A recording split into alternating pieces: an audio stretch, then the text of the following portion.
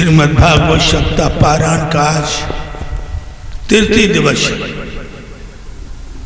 भाइयों, ये पावन गाथा स्वर्गीय श्री बदन सिंह यादव, उनकी धर्मपत्नी स्वर्गीय श्रीमती गंगा श्री, जिनकी पुण्य स्मृति में ये आयोजन यहाँ रचा गया, जिसमें हमारे संत भगवान भी आज पधारे हैं। संत मिले ता हर मिले रही न अंतररेख, और हमारे मनवीर सिंह यादव, इनकी धर्मपत्नी बबली यादव, जो परिषद बने हुए हैं श्री गुरु नारायण सिंह यादव, और इनकी धर्मपत्नी श्रीमती श्री कुमार एवं समस्त इस परिवार ने बड़े हर्ष उल्लास के साथ में ये कार्यक्रम रचा है, जिसमें आप जैसी पंच भौतिक शरीर में अवतरित पुण्यात्माओं ने यहाँ पदार्पण किया है और पंडाल में बैठकर भगवान की पावन गाथाएं सुनने के लिए अपने को समर्पित किया।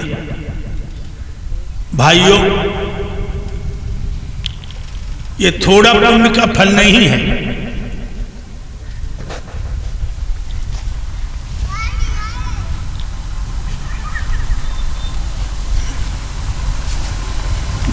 भगवान की पावन गाथाएं, उस संतों का दर्शन, ये बहुत बड़े पुण्य का प्रसाद है।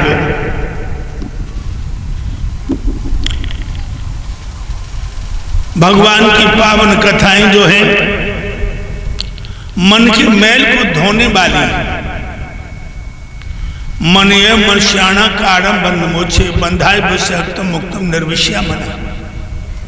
जब ये मन औरत, औलाद और दौलत की तरफ से मुड़ करके, विषयों की तरफ से मुड़ करके परमपिता परमात्मा की क्षण में चला जाता है, तो बंधन से मुक्त करता है। और जब ये स्त्री, औलाद, दौलत, परिवार की तरफ प्रेरित होता है, तो बंधन में पड़ जाता है। भाइयों, मानव का शरीर जो मिला है, थोड़े पुण्य का प्रसाद नहीं है। बहुत बड़े पुण्य जब हमारे आपके ऊपर शून्य होते हैं, तब मानव का शरीर मिलता है भजन करने के लिए। लेकिन कुछ करने को आता और कुछ कर बैठता है। ये भगवान का चिंतन छोड़ करके औरत, औलाद की चिंता में वक्त को गुजारना शुरू कर देता है। इसी से 84 का चक्कर कटता नहीं। तो भाइयों, मैं तुमसे एक ही बात कहूंगा, आप ये न समझे के आधार बता रहे सबको छोड़कर निकल जाओ, नहीं।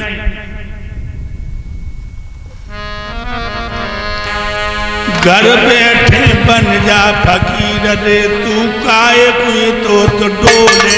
घर बैठे बन जा फकीर रे, तू काहे कोई तो डोले। घर बैठे बन जा फकीर रे, तू काहे कोई तो डोले। ये काहे कोई तो डोले भैया हो।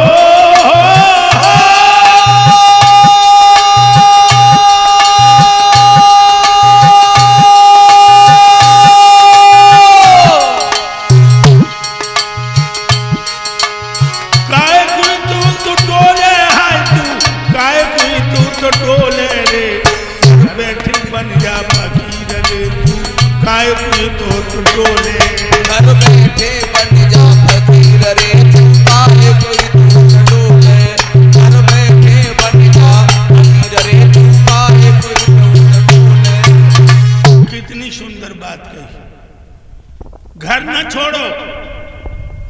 परिवार न छोड़ो, पत्नी को न छोड़ो, बच्चों को न छोड़ो, घर बैठे ही महात्मा बन जाओ।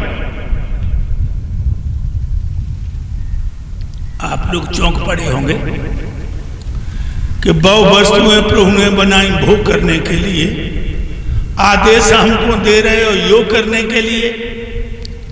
जहां वस्तु ला को भोग की कैसे भला भाई योग हो, नर स्वस्थ कैसे रह सके जब देह में ही रोग हो। तो भाइयों बताया है, जैसे गाय चरे बनखड़ में, बछड़ा बंधो भवन में। जैसे गाय चरे बनखड़ में, बछड़ा बंधो भवन में। कैसे घर बैठे महात्मा बनो। जैसे गाय चरे बनखड़ में, बछड़ा बंधो भवन में।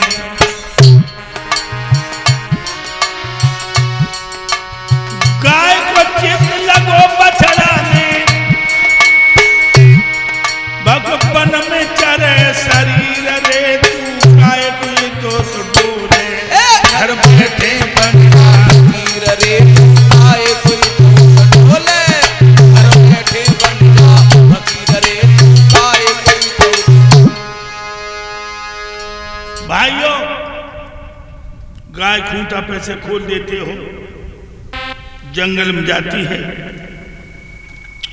चल रही है, लेकिन चित्त बछड़ा में है।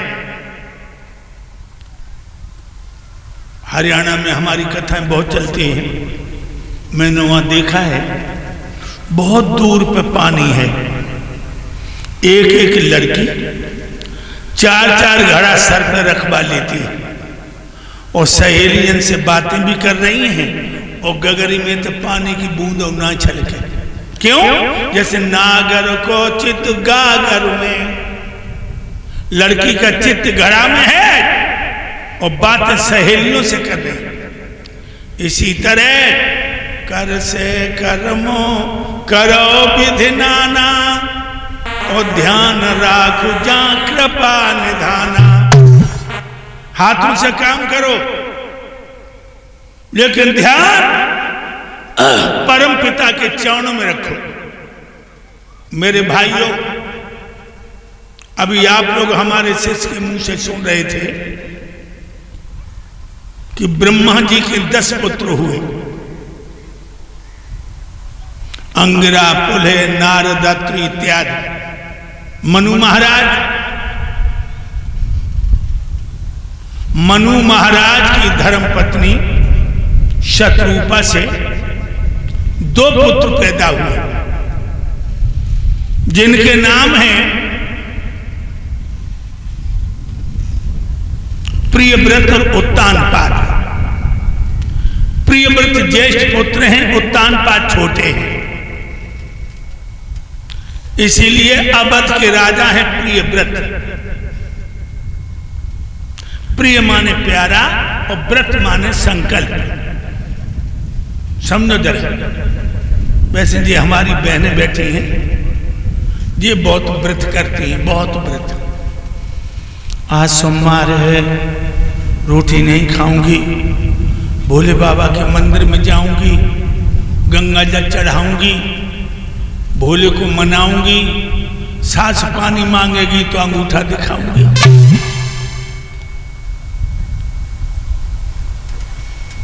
व्रत कर रही है। आज शुक्रवार है, संतोषी मैया के मंदिर में जाऊंगी, परिक्रमा लगाऊंगी, मैया को मनाऊंगी,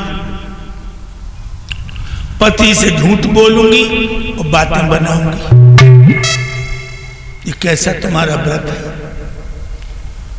अब तो तुम थोड़ी बहुत पढ़ी लिखी हो, गंवार नहीं हो। व्रत का अर्थ समझो, व्रत का अर्थ समझो। व्रत माने संकल्प। मैं व्रत करती हूं, अपने सास ससुर की सेवा करूंगी, मैं व्रत करती हूं, पड़ोसन की बुराई नहीं करूंगी। मैं व्रत करती हूं, अपने पति को छोड़ करके पराये पुरुष को भैया के समान, बेटा के समान, पिता के समान देखूंगी। मैं व्रत करती हूं कि अपने पति से कभी झूठ नहीं बोलूं। बहनाओ, व्रत इसे कहते हैं। बादाम का मतलब नहीं, आज सर्दी बहुत लगी, गले पर सर्दी का असर पड़ गया आज। एक कमरिया एक अंगुल बस सर्दी बचाती है। हाँ, अब कल ठीक हो पाएंगे। तो बहनाओं, मैंने तुम्हें बताया, कथा सुनने आई हो, प्रियव्रत बनो। और तुम जो मूछ ने मुस्कुराए रहे हो, तुम हो प्रियव्रत बनो, व्रत करो। दारू नहीं पीऊंगा, व्रत करो। खेत की मैंने नहीं काटूंगा, व्रत करो। ब्याज लेकर के गरीब के बच्चे नहीं भटकाऊंगा, व्रत करो। अपनी पत्नी के प्यार को धोखा नहीं दूंगा, व्रत करो।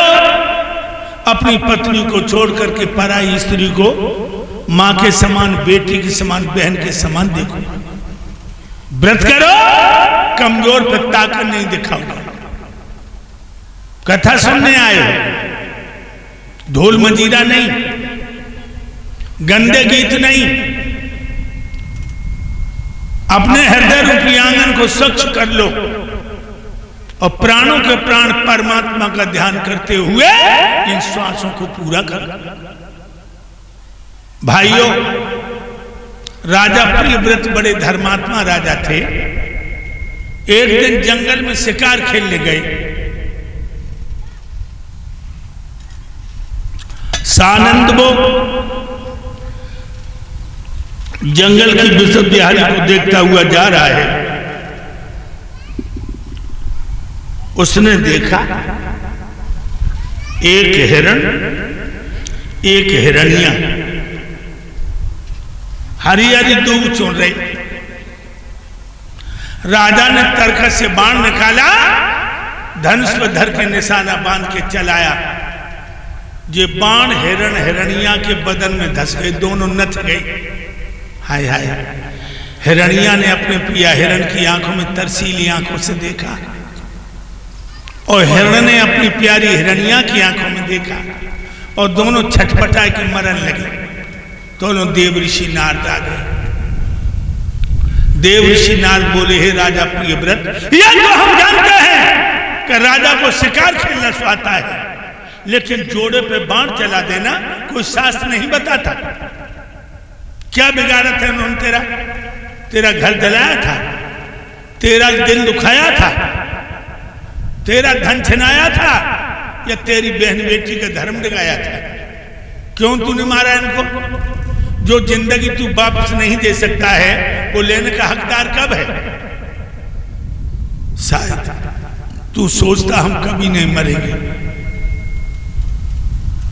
और नारायण भैया, पाप कौन करता है जानते हो?